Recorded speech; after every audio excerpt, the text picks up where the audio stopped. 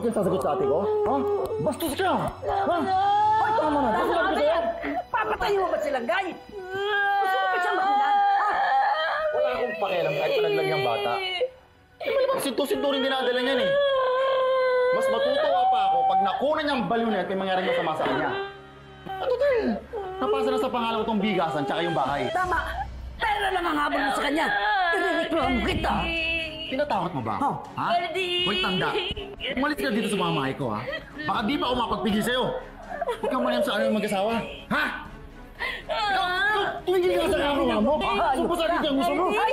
Bitawan mo ang anak ko! Mamamatay muna ako bago mo saktan ang anak ko! Gusto mo ba talaga ako? Ha? Gusto mo patayin kita? Kading! Ha? Kading!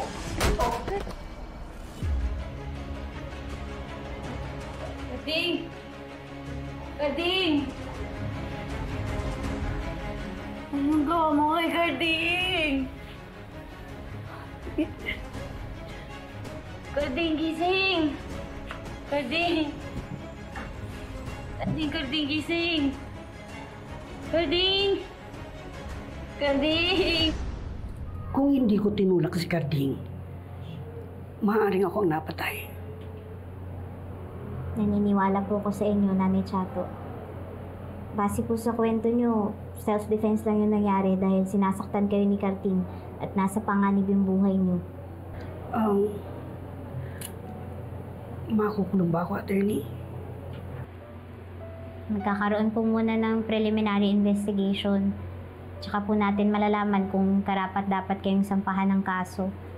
At kung sakaling umabot man po ito sa korte, dahil non-bailable po yung reklamo laban sa inyo,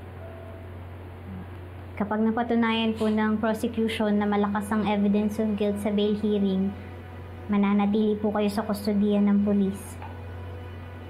Pagkakataon din po natin yung bail hearing para mag-apply ng fianza para po sa pansamantalang kalayaan nyo habang dinidinig ang kaso.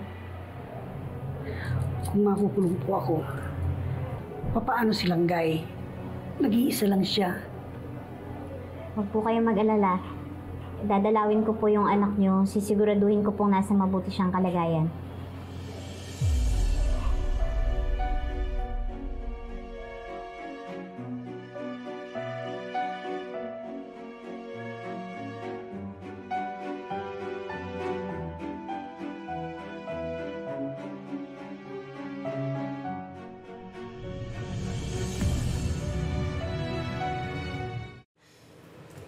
Really, Bonnie? Co-working space? Just for now. Temporary lang. So, itutuloy mo na talaga yung plano mong magtayo ng free legal aid group? Actually, may client lang ako eh. May isang hotel employees union nag-file ng labor dispute. Galing, no? Well, I'm happy na nag-a-aspire ka for your career growth. Pero, hindi mo ba talaga bibigyan ng second chance? Iyong lab?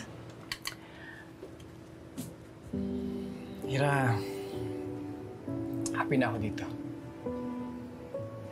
This is what I want to do. How about us? Don't you think we deserve a second chance? Aaminin ko sa'yo, Bonnie. Hanggang ngayon, mahal pa rin kita eh. Ira, I think it's better if we remain this way. Kasi kung magkakabalikan man tayo, it's not going to work out anymore. What we had was doomed from the start. Marami tayong bagay hindi pinagkakasunduan. So, mas maganda siguro kung tanggapin natin talagang hindi tayo bagay para sa isa't isa. So, sinong mas bagay sa'yo? Si Lilet? Dahil ba mas nagkakasundo kayo sa maraming bagay? Why do you always have to pick on Lilet? And why do you always have to defend her? Dahil kaibigan ko siya? Mamimili ka na nga lang ng kaibigan, yung defender pa ng kriminal? I mean, what kind of values does she have na ultimong kapatid niya at pamilya niya, kinalaban niya? Not unless kung malaki yung binayad sa kanya ng mga De Leon. Yan ba talaga yung papalit mo sa akin, Bonnie? A person with no integrity, ambisyosa at mukhang pera? Buti patigilin mo na yung pang-iinsulto kay Lilet. Maliit man si Lilet, not even half the woman that she is. So if you don't mind, marami pa akong gagawin. I'd rather be left alone.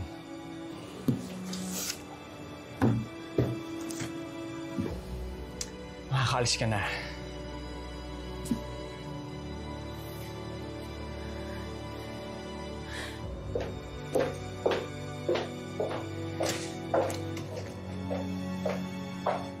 Sorry.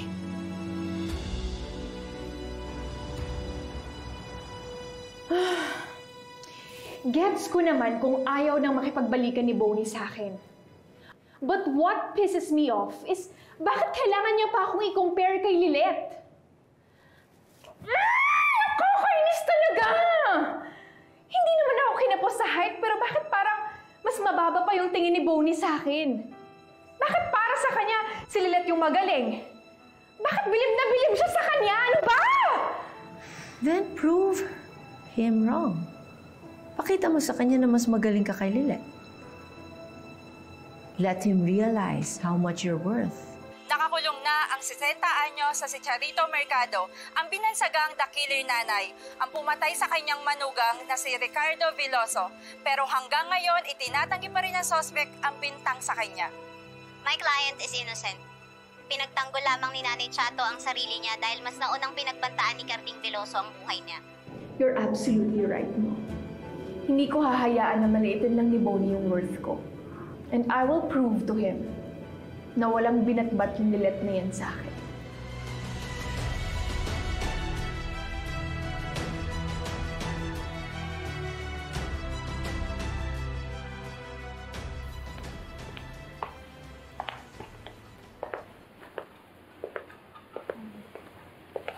Excuse me po.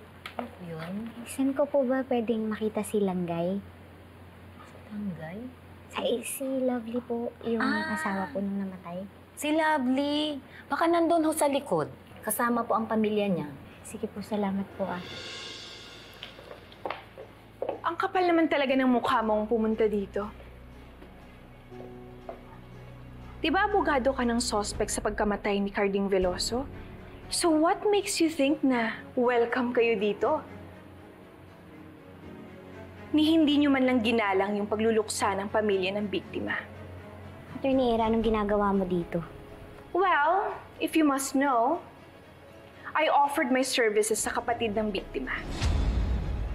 I will be her lawyer sa murder case na isinampa niya against your client. So, brace yourself, Lilet, dahil ako makakalaban mo sa korte.